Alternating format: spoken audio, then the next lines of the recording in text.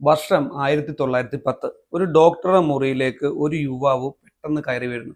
ഡോക്ടറിന് ആ യുവാവിനെ കണ്ടപ്പോഴേ മനസ്സിലായി അദ്ദേഹം കടുത്ത ഡിപ്രഷന് അടിമയാണെന്നും മെന്റലിയും ഫിസിക്കലിയും വളരെ ക്ഷീണിതനാണെന്നും നല്ലപോലെ ഒന്ന് ഉറങ്ങിയിട്ട് കുറെ നാളുകളായെന്നും. യുവാവ് ഡോക്ടറിനോട് പറഞ്ഞു, ഡോക്ടർ, എനിക്കൊന്നും ചെയ്യാൻ തോന്നുന്നില്ല, മനസ്സിലൊരു സന്തോഷവുമില്ല, ജീവിതത്തിൽ ഒരു അർത്ഥവും ഇല്ലാത്ത പോലെ. യുവാവിന്റെ പ്രശ്നങ്ങളൊക്കെ കേട്ടതിന് ശേഷം ഡോക്ടർ കുറച്ച് സമയം ഒന്ന് ആലോചിച്ചതിന് ശേഷം ഡോക്ടർ പതുക്കെ പറഞ്ഞു, എന്റെ കയ്യിൽ ഇതിനൊരു ലളിതമായ ചികിത്സയുണ്ട്. നിങ്ങൾ ചാർലി ചാപ്ലിന്റെ സിനിമകൾ കാണുക. അദ്ദേഹം ലോകം മുഴുവനുള്ള ആളുകളെ സന്തോഷിപ്പിക്കുകയും ചിരിപ്പിക്കുകയും ചെയ്യുന്ന ആളാണ്. നിങ്ങളെയും ചാർലി ചാപ്ലിന്റെ സിനിമകൾ തീർച്ചയായിട്ടും സന്തോഷിപ്പിക്കും. ഡോക്ടർ ഇത് പറഞ്ഞപ്പോൾ മുറിയിൽ കുറച്ചു നേരം ഒരു ശാന്തത നിഴലിച്ചു. ഏതാനും സെക്കൻഡുകൾ കഴിഞ്ഞപ്പോൾ ആ യുവാവ് പതുക്കെ തലപൊക്കി ഡോക്ടറോട് പറഞ്ഞു, ഡോക്ടർ, ഞാൻ തന്നെയാണ് ചാർലി ചാപ്ലിൻ. ഇങ്ങനെ ഒരു സന്ദർഭം യഥാർത്ഥത്തിൽ നടന്നതാണെന്ന് യാതൊരു തെളിവുമില്ല. പക്ഷേ ഈ കഥ നൽകുന്ന സന്ദേശം വളരെ ശക്തമാണ്. പുറത്ത് ചിരിക്കുകയും ചിരിപ്പിക്കുകയും ചെയ്യുന്ന ആളുകൾ എല്ലാവരും സന്തോഷവാന്മാരാണെന്ന് ഒരിക്കലും തെറ്റിദ്ധരിക്കരുത്. നിങ്ങളുടെ സന്തോഷത്തിന്റെ താക്കോൽ നിങ്ങളുടെ കയ്യിൽ മാത്രമാണ്. ഇനി ഈ വീഡിയോ കാണുന്ന ആളുകളെ നമുക്ക് രണ്ടായിട്ട് തിരിക്കാം. ഈ നടക്കാത്തൊരു കാര്യം എന്തിനാണ് ഇയാൾ ഇങ്ങനെ പറയുന്നതെന്ന് നെഗറ്റീവായിട്ട് ചിന്തിക്കുന്ന ആളുകളും,